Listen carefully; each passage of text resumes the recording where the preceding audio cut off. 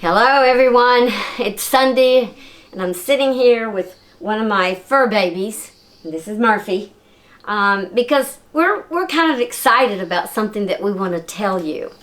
I am starting a brand new YouTube channel, and I wanted to share with you some of the things that you might see during the times that you watch some of the films that we'll be adding to the YouTube channel. But let me tell you a little bit about myself for those of you that don't know me. My name is Patti Starr, and I am a genuine, certified ghost hunter. And I've been ghost hunting over 40 years. And within that 40 years, I've been fortunate enough to actually ghost hunt in 3 different countries and also in 26 different states in the United States. Now, I'm not telling you that to impress you, but maybe just to impress upon you the vast experience that I've had as a ghost hunter. And when I first moved to Kentucky in 1995, I was already an established ghost hunter. And so while I was living in Bardstown in 1997, I decided to start a ghost tour. It's called the Bardstown Ghost Track. And that's been going on for 23 years. Then I moved to Lexington, and when I moved to Lexington, within a very short period of time, I was contacted by at the time it was called the Lexington Community College, to actually teach a course in ghost hunting, and I did that for 8 years. It was phenomenal. I think the best part about that is before the students would graduate from the courses, I was able to actually take them on field trips. And we got to go to some of the most awesome places in Kentucky. We got to go to abandoned places like abandoned TB hospitals. We got to go to cemeteries that we had heard, one calling the Witches Cemetery, and we got the history on that. But it was a lot of fun during that 8 years that I taught at LCC. And then when I stopped teaching in 2008 at LCC, I started bringing students into my ghost hunter shop. You see, I was one of the first people to have a brick and mortar ghost hunter shop in the United States. And I had that shop for 16 years. Had a lot of fun with it. And during that 16 years, I actually developed another event. And that event was called the Mystical Fair. And we did it once a month. We had vendors to come in that would sell things maybe that would attribute to the metaphysical realm. We also had readers. We had seminars. We had speakers. It was a lot of fun, and we did that once a month. And then to add to my ever-ending life, we started the Scarefest. And Scarefest actually had the first convention in 2008. And I had that wonderful event until 2016. By the 2016, we had already had about 15,000 people to join us at the Lexington Center. And with the name like Scarefest, you can imagine we brought in the horror movie stars, and then we brought in some of the paranormal favorites as well. And that was a great time for me. I really enjoyed that. So with my intro, I just kind of wanted to let you know some of the things that I had been a part of for years. Unfortunately, in 2016, I had to close down and give up a lot of my activity due to the fact that my sweet, dear husband had become ill, and that was the time for me to make a very strong decision in taking care of him, which I did until 2020. Unfortunately, he passed away just a few months ago, and now my head has begun to start thinking about what next, and I think what next will be this YouTube channel. And I'm just so excited about it. I have so many friends and followers out there, and I'm hoping that you'll be excited and be a part of all of this. And as they say, you'll like and you'll subscribe and you'll hit the bell. And so I know in starting this YouTube, one of my questions is, well, Patti, what are you going to call it? Or what are you going to include into that? And I've given it a lot of thought. I was thinking about Patti Starr's Supernatural Researchers, because I'm hoping that a lot of people will join me. I'm hoping that a lot of people will comment. They will write back to me. We'll have discussions. We'll be able to deepen our research together. I think all of that would be fun, and I want to make it fun. I want to make it educational and entertaining. And so some of the things, and I'm just going to kind of look down at some of the notes that I have written here, but I think like some of the neat things that we might cover, along of course with the paranormal, which I hold dear to my heart: ghosts, spirits, elementals, entities, angels, spirit guides, guardian spirits, shadow people, and then witches and warlocks. We could get into, of course, psychic and mediumship and aliens, cryptozoology, vampires, also zombies. I know that sounds ridiculous, but then again, we can make that more fun. And then even clowns. Who would even think to talk about the scariness of clowns? Monsters of all nations. Reincarnation, rituals, spells, time travel by location, UFO, paranormal universes, stones, wands, all types of things. I don't know. I just get really excited when I think about the endless things that we can do. I want to be able to have like classes. I want to be able to have meetings, maybe in person, round table discussions. I would like to be able to talk about events and maybe include you guys in on some travels. I want to go to abandoned places. I want to go to different cemeteries, other haunted things that we can do. I've always been really lucky in my career that I've had no problems in finding places to go and investigate.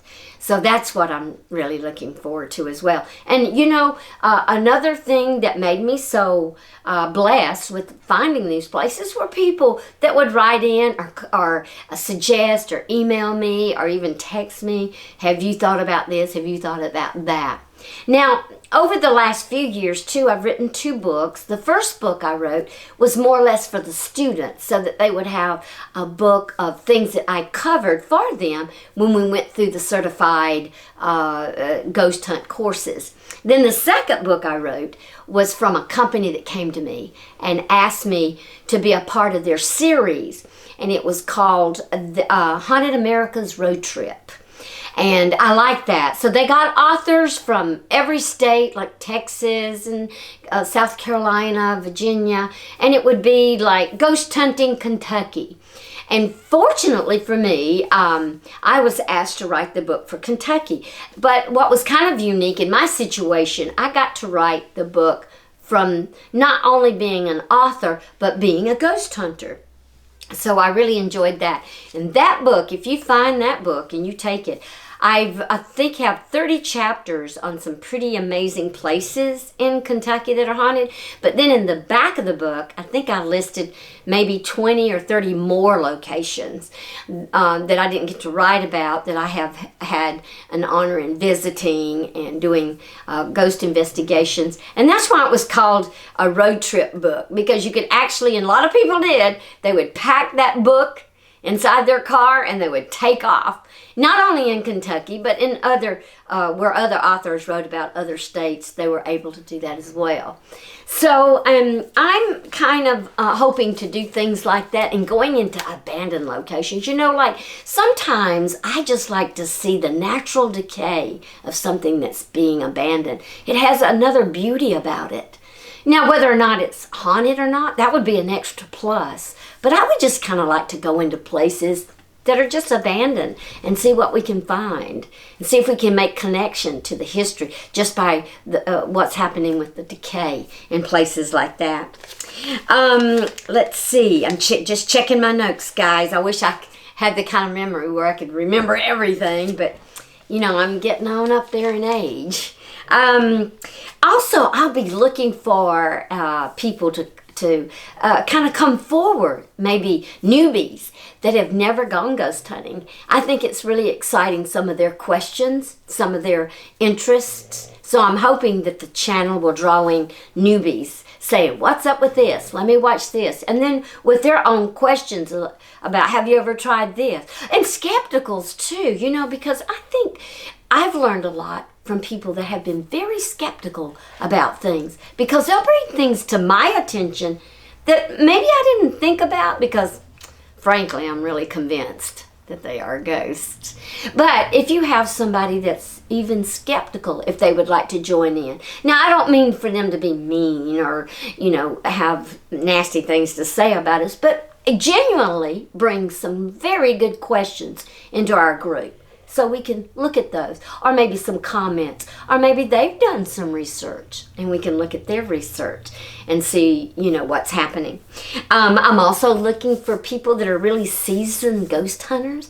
I'm telling you right now, I have been watching the YouTube channel for about a year now, and I'm loving all the ghost hunters out there that are posting their information about how they ghost hunt. And I'm telling you right now, I kind of learned a few new things. They say you can't teach an old dog new tricks. Well, this old dog is learning some new tricks.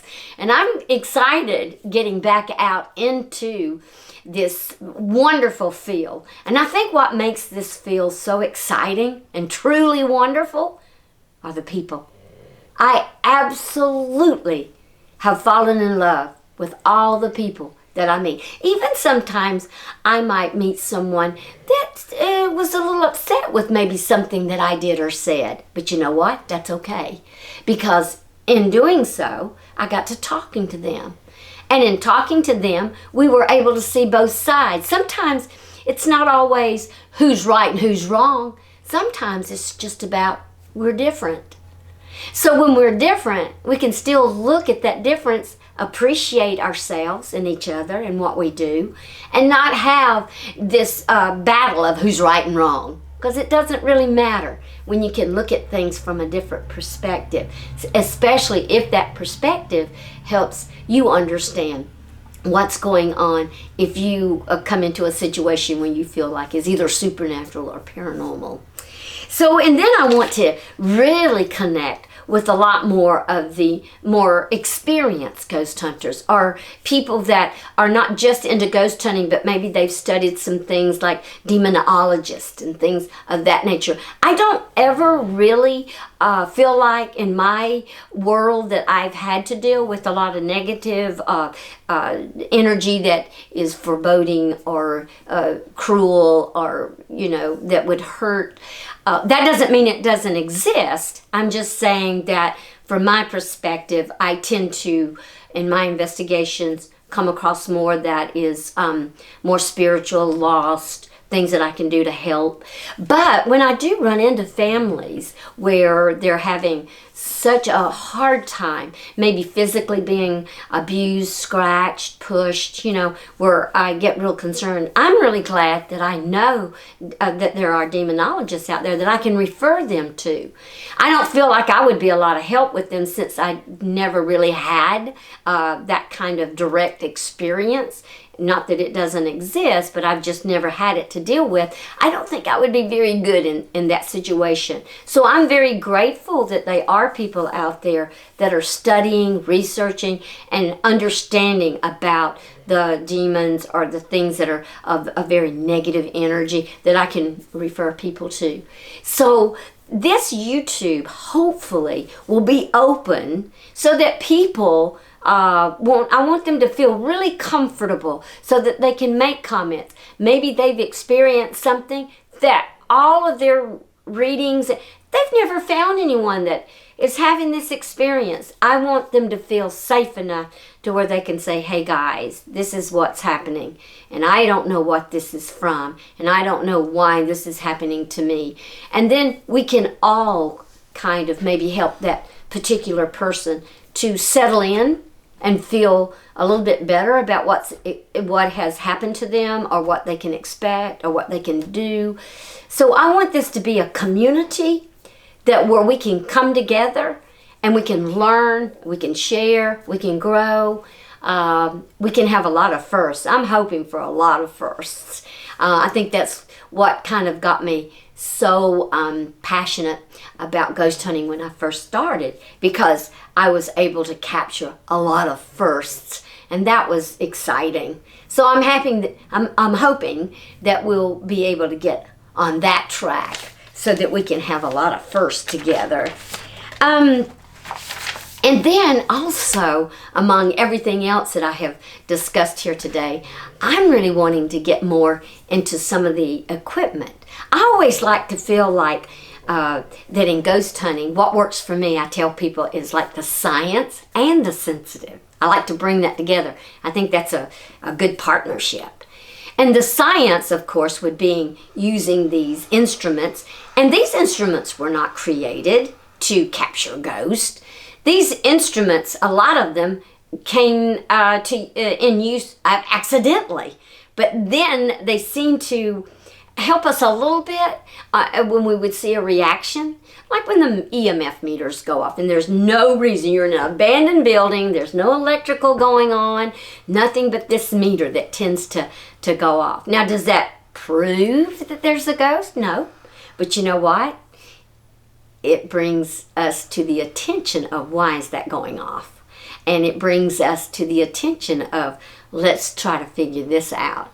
Especially the first time that I realized that I could ask yes and no questions from a meter, and then it would light up for yes, or it would beep for yes, or it would do absolutely nothing for no. Oh, the first time that I had that come about and happen, I was like beyond happy. So, but again, does it prove that that is a ghost? No. I don't think there's anything out there that proves that there's a ghost, but boy, do I have fun when I'm trying to gather the evidence, because I love evidence. And then evidence too, it helps us to look at it, to see how it makes us feel. Does it make sense? Is it something I could work on or enhance? And when you take that evidence and you work with that, then it's kind of up to you. Now, am I going to believe this? Is this something that I can build on? And, you know, if it's not, if it's like, this is out there, this is way too much, then let it go. Just let it go. But then if it's something that kind of feeds your passion and the things that you're enjoying doing, then hold on to it. So I'm just really excited about, at one point, I'm hoping that we could do discussions on the different apps that are out there. There's a couple of, with me watching a lot of these other ghost hunters on some of these YouTube channels, and they are really good.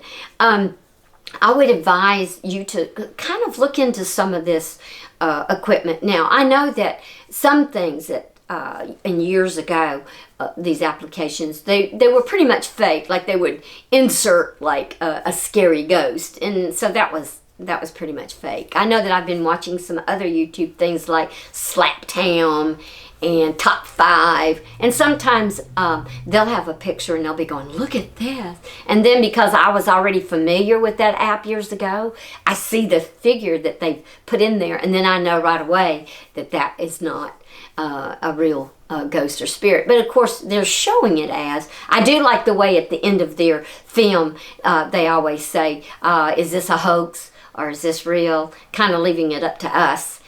So they don't claim those names that I just mentioned. They don't claim that everything that they're going to show is real. But it's really good to watch this, to see what people are getting in this day and age. I've noticed that, like, I love TikTok, y'all. I tell you, I'm going to have to watch myself. I think I'm going to be on TikTok 10 minutes, and I look up and it's been 3 hours. Oh, I'm ashamed of myself. But anyway, I digress. Let's go on back to TikTok. I've noticed that when they're using their little iPhones, they set them up and then they get in front and they do these dances. In the background sometimes, there's what I would refer to as a ghost that comes up and looks around. You can see their face, or you'll see a shadow person dance across the top of their stairs. It's kind of interesting. I really like that. So I'm seeing more and more things that are unique and different than when I was actually out there and doing the investigation. So that's another reason I'm getting real excited about getting more out into the field and experimenting and doing these things. Now, some of these apps too that I notice that are on some of the things that you can download. Just recently, I was able to work with one app that I had a good time working with, and it was called Night Vision. And I'll be able to describe a little bit about these apps. If you're interested, we'll have it listed down below so that you can click on those and figure out if this is the kind of app you want to work with. But in the Night Vision app, there's 3 different modes that you can pick, and the one I pick is the one where it actually will box everything in the picture. It'll box and it'll say person, it'll box over here and say TV, it'll box over here and say plant. But what's really fun, and it happened to us the other night, is standing right beside me, it did a smaller box and it said person, and there was no person there. So we thought that we were going to actually get a child to come through. His name was Mark, and he had been accidentally shot with an arrow and had died in this particular location. And I think it was back either in the late 1800s or the early 1900s. I'm thinking more of the 1800s. But anyway, and so it was very encouraging for us to see that and have that come through when we were actually asking if he was going to come through and visit with us on that particular night. Also, another instrument is called Necrophonics. Necrophonics, and my understanding, it's kind of like a spirit box, but they just took the static out where it's going. It's not making that noises. You just get the information that'll come through, and that's from like the different radio channels. Sometimes it'll be a little bit of music, sometimes an announcer. But if you ask certain questions, like I ask for a name, then you wait and you listen, and sometimes that name will validate. Like if you say, is there someone here by the name of Andrew? And then you listen and you'll get a few response, and then all of a sudden you get Andrew. Well, for me, that's a validation. I like working with things that I feel, for me, would be a validation. And you may not feel that way. You may feel, oh, well, that was just a planned name that they stuck in there. You really don't know how these apps come up. I know they have their own proprietary algorithm, and some of them do hope that they will write it in a way that will pick up the energy of the ghosts. But there's just absolutely no way we can prove that. But we have a lot of fun working with that. Another one is, this one's kind of naughty. It's called Randonautica. And that's an app where you tell what your intent is. And it can be a good intent, scary intent. It can be a bad intent. And then this app will find a location. You get in your car and you might have to drive 3 or 4 miles. I was watching it one day when the kids that were using it said, let's look for a rainbow. And, you think, well, it's sunshiny outside. It's not raining. Where are they going to find a rainbow? But it took them to a fence, and it had a big rainbow painted on the fence. So I was, whoa, that's kind of phenomenal. It was 2 or 3 miles away from their house. And then there's been other cases. You may have heard about this one. It was actually on the news. This group of ghost hunters were using the Randonautica, and they asked for a body. A dead body, and they led them to a dead body. It was at the end of a stream, and this person was inside a suitcase. That's pretty serious stuff. So I've seen a lot of the YouTubes, people, especially the ghost hunters that are trying the Randonautica, and they're really warning people to be very, very careful. But with me and my bright sunshine, I would probably want to go see the rainbow. Okay, and then another one is called Connect Ghosts. And it has something to do, I'm not real sure, it has something to do with the Xbox. And I've been watching that. I think Ghost Adventures and some other people on YouTube are using it. And it shows if a person shows up and you point it to that person, it will outline that person like a stick figure. But then it might outline a child standing beside you, and there's no child, no human child, standing beside you, and it'll be dancing or something. And they think that what that imaging has done, that algorithm has picked up the energy of a child. And in this one scene I saw where the lady reached out, you can see her you can see her outline and also the stick figure, and they touch. It was really interesting. So I think I would like to look into that as well. And some other really fun things that I want to do is with a drone and have the camera coming in, especially at night, with us doing investigations.